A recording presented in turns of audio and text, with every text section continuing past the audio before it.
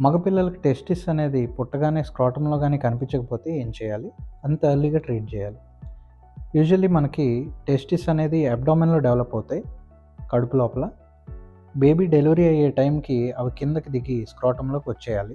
పుట్టగానే అది స్క్రోటంలో లేకపోతే దాన్ని అన్‌డిసెండెడ్ టెస్టిస్ అంటారు. అన్‌డిసెండెడ్ టెస్టిస్ వల్ల ప్రాబ్లమ్ ఏంటంటే ఫ్యూచర్‌లో ఫెర్టిలిటీ ఛాన్సెస్ తగ్గే అవకాశం ఉంటాయి. అండ్ ఆల్సో టెస్టిస్‌కి సంబంధించిన క్యాన్సర్‌లు వచ్చే అవకాశం కూడా ఉంటుంది. సో ఇది ఎంత ఎర్లీగా ట్రీట్ చేయాలి?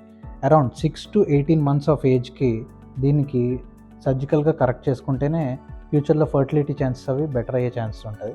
రీసెంట్‌గా మా దగ్గరికి ఒక 4 ఇయర్ ఓల్డ్ బాయ్‌ని వాళ్ళ నాన్నమ్మ తీసుకొచ్చింది. ఇలా స్నానం చేయిస్తున్నప్పుడు టెస్టిస్ అది తగలట్లేదండి అని నోటీస్ చేసి తీసుకొచ్చింది. చూస్తే బాబుకి 2 వైపులు బైలేటరల్ అన్‌డిసెండెడ్ టెస్టిస్ 2 వైపులు లేవు. అవి అబ్డామెన్ లోపలే ఉన్నాయి. మనం లాప్రోస్కోపీ చేసి ఎక్కడ బాడీలో కోత కుట్టు లేకుండా దాన్ని కరెక్ట్ చేసి కింద స్క్రోటంలోకి తీసుకొచ్చేసాం.